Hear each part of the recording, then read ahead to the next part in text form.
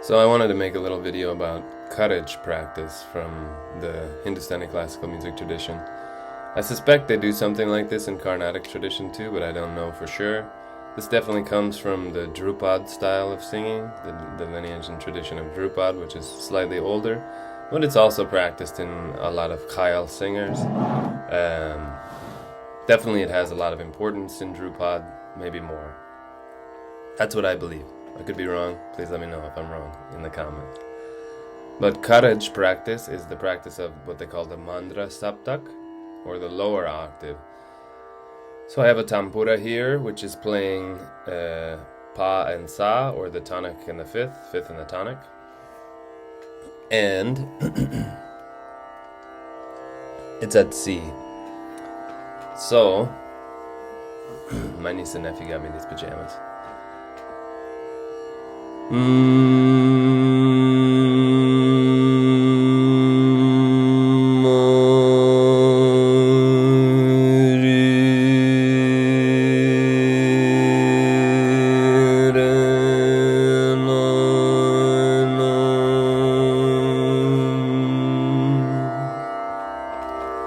That's the tonic.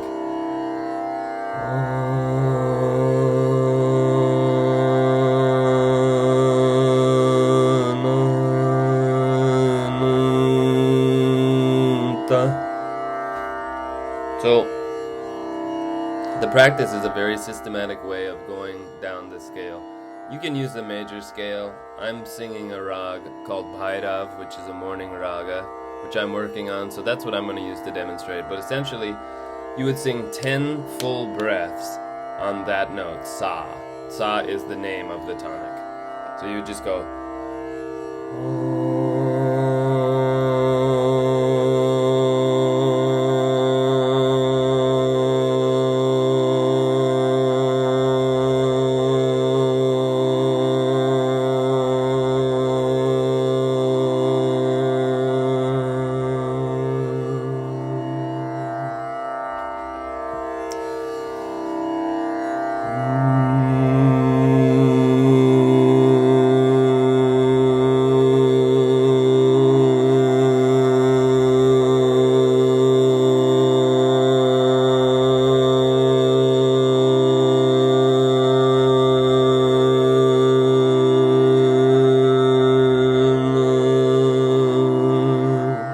Traditionally, they would tell you just sing ah. Sing 10 breaths on ah, and you would use ah for this entire practice. You don't have to be like ah, but you also don't want to be like You want to open your mouth a little bit. You should be able to get a thumb between your teeth, maybe.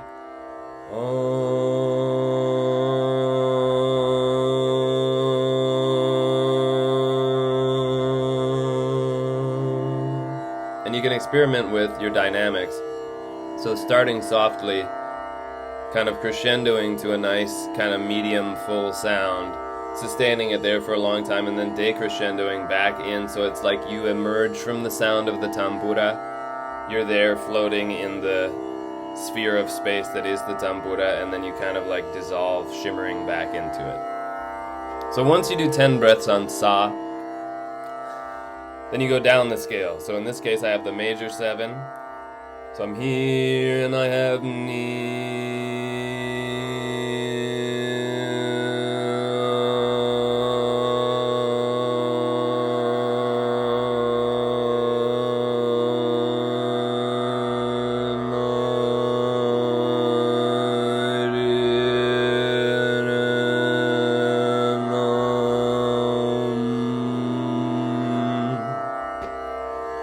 Once again, you just do ah. I'm experimenting with different syllables like ri, re, na, om, which you can do. You can feel free to do that, but it's good to build a foundation of ah for a long time, because then you're not thinking about your articulators and you're just really thinking about the sound production. So when you hit the note, you want it to just be level on. You want your attack when the note starts, you want it to be right on pitch. When the note ends, you want it to be right on pitch. You don't want to be going... You don't want to be like coming from above it and back down to it, or you don't want to do that. You want to be able to do that if you want, but for this practice,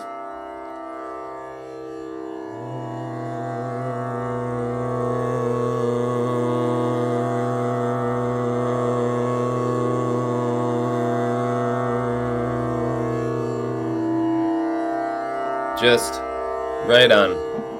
So after that, I've got in my scale that I'm singing Bhairav, I've got the flat 6. So the note dha is the flat 6 in this scale. So dha.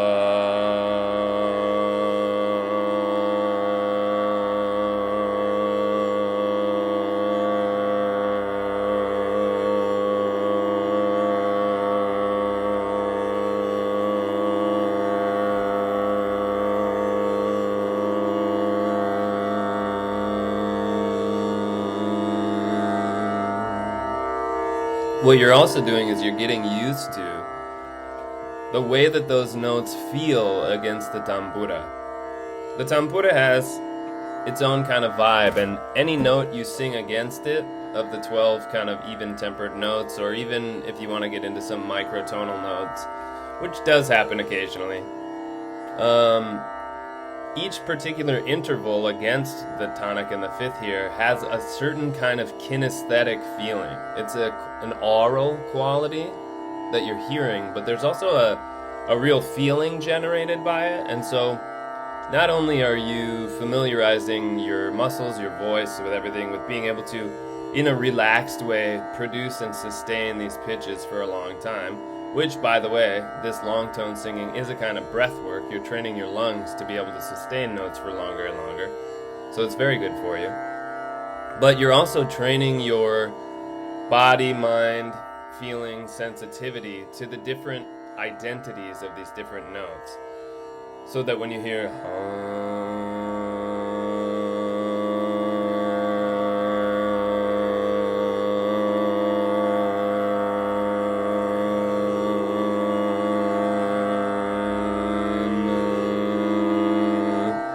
you'll know that's the flat 6.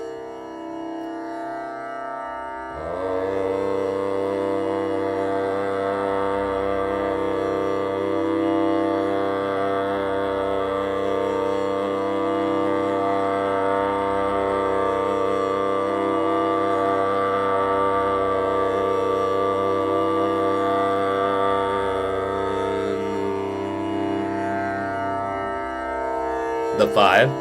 So say I've done 10 breaths on the tonic, 10 breaths on the 7, 10 breaths on, in this case, the flat 6, 10 breaths on the 5. I keep going down.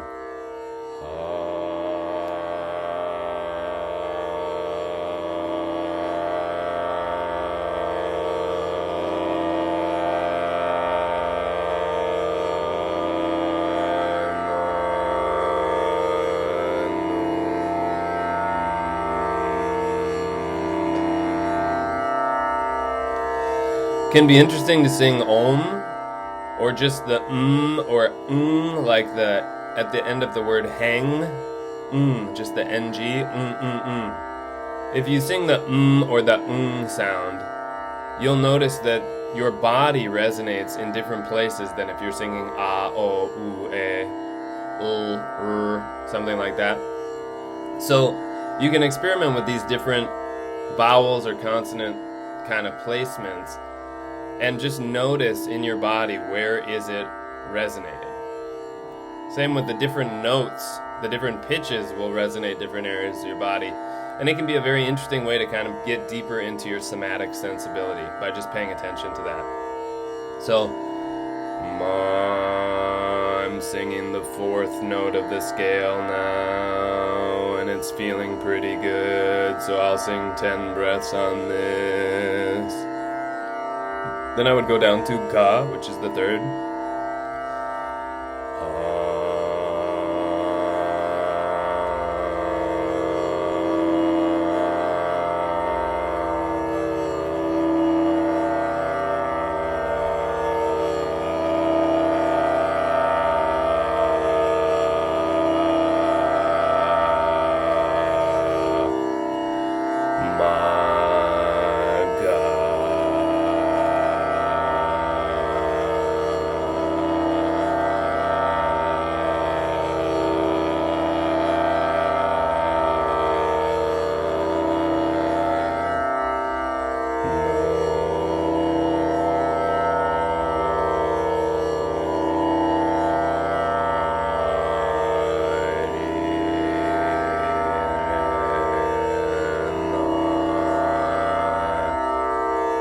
sing 10 breaths there, it's still feeling okay.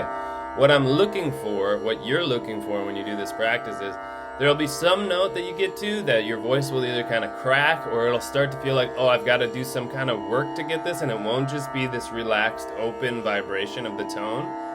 When you hit that note, go back up to the last note that you sang where it just felt totally open and relaxed, and just hang out there for like 30 to 60 minutes. Just sing ah on that note. Or you can, if you don't have as much time, you can sing 10 breaths there, go back up, 10 breaths, back up, 10 breaths, back up, 10 breaths, until you get back to the tonic sa. And that's a pretty good session of Kharaj practice.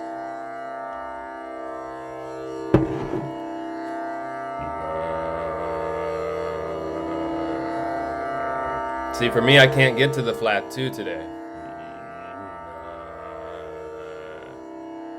It would be... See, my voice is like, it's cracking to try. No. Ma, ba, ma, ga. So today I would just stay on ga and sing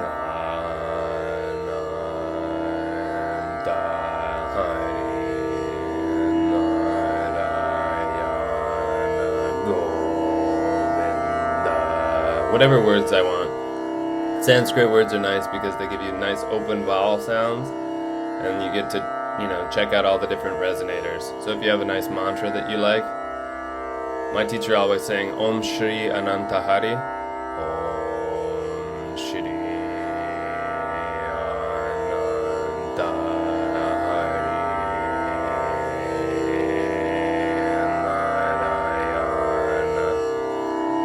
Then make your way back to Sa. Once you've done that, you can move on to a different part of your practice, like the middle octave, and do the same thing, kind of working your way up, maybe to the 5th. If it's the morning, you don't necessarily want to try pushing your voice too high. You just kind of want to open up the lower register and then the beginning of the middle register. Sa.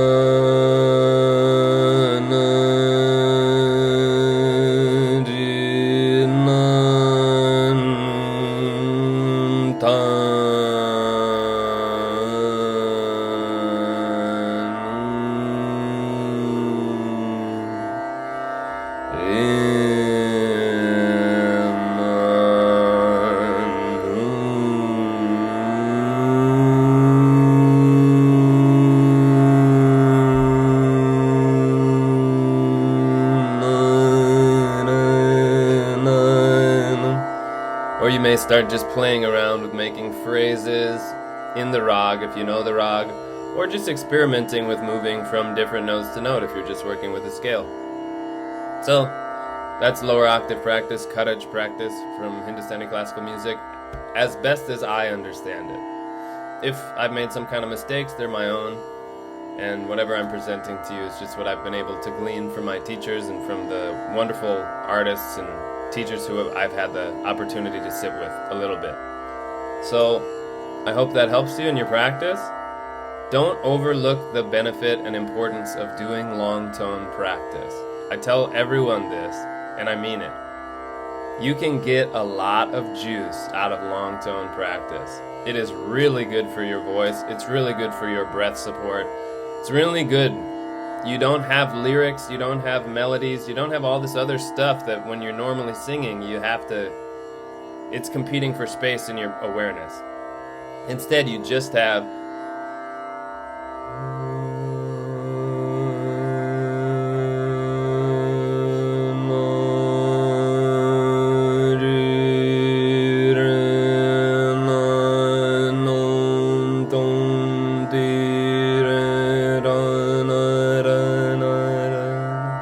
just the production of the sound. Even what I'm doing. Don't even do that at first. Just sing ah, or sing o, or sing oo. Take one vowel sound. First do ah, then check out the other ones. Do it for a long time. Check out. What is it? What is this that just goes...